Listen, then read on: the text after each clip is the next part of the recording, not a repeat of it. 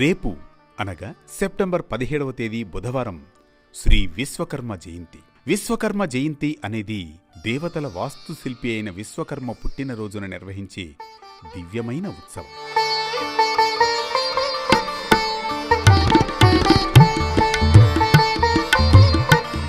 మన పురాణాల ప్రకారం విశ్వకర్మ స్వయంభూ, లోకానికి సృష్టికర్త. సృష్టి తొలినాళ్ల నుంచి సుప్రసిద్ధ శిల్పకారులు 5గురు ఉన్నారు. వీరు విశ్వకర్మకు జన్మించారు. కమ్మరి ఇనుము పని, సూత్రకారుడు వడ్రంగి కొయ్య పని, కాంస్యకారి రాగి కంచు ఇత్తడి పని, స్థపతి శిల్పి రాతి పని, స్వర్ణకారి బంగారు పని.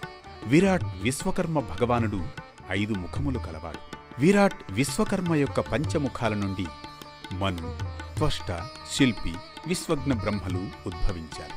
ఈ పంచబ్రహ్మల నుండి వారి సంతతి అయిన 5గురు సనగ, సనాతన, అహభౌసన, ప్రజ్ఞస, సుపర్ణస, విశ్వబ్రాహ్మణులు ఉద్భవించారు.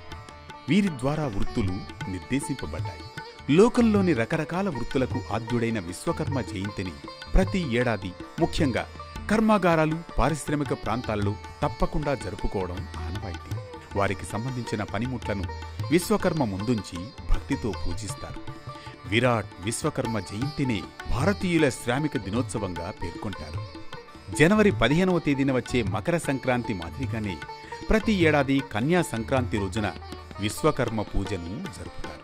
అందువల్ల ఈ పండుగ సెప్టెంబర్ నెల 16, 17వ తేదీల్లో వస్తుంది. ఇందులో భాగంగా రేపు అనగా సెప్టెంబర్ 17వ తేదీన శ్రీ విశ్వకర్మ జయంతి జరుపుకోనున్నాం. శ్రీకృష్ణుడు పరిపాలించిన పవిత్రమైన ద్వారక నగరాన్ని, ఇంద్రప్రస్థ రాజభవనాన్ని నిర్మించడంతో పాటు దేవతలకు అనేక అద్భుతమైన ఆయుధాలను కూడా తయారు చేశాడు విశ్వకర్మ.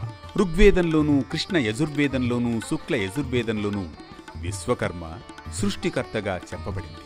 అధర్వణ వేదంలో ఆహార ప్రదాతగా వర్ణించబడింది. పురుష సూక్తంలో విరాట్ పురుషునిగా కీర్తించబడ్డాడు. సకల వేదముల ప్రకారం విశ్వకర్మయే సృష్టికర్త. వేదములు విశ్వకర్మను సర్వపాప సంహర్తగా పేర్కొన్నాయి. సర్వదిక్కులను పరికించు దృష్టి కలిగిన అమిత శక్తి కలవాడు కనుకనే ఋగ్వేదం ఆయనను భగవంతునిగా పరిగణించింది. మహాభారతం విశ్వకర్మను 1000 కళలకు అధినేతగా అభివర్ణించింది. విశ్వకర్మ హిందూ పురాణాల ప్రకారం ఎన్నో పట్టణాలను 4 యుగాలలో నిర్మించాడు. సత్యలోకంలో దేవతల నివాసం కోసం స్వర్గలోకాన్ని నిర్మించాడు. త్రేతాయుగంలో సువర్ణ లంకను శివుని కోసం నిర్మించాడు.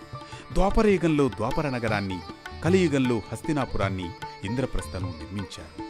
విశ్వకర్మ జయంతి నాడు వ్యాపారాన్ని ప్రారంభించడం శుభప్రదంగా పరిగణించబడుతుంది. ఇది శ్రీ విశ్వకర్మ జయంతిలోని పరమార్థం.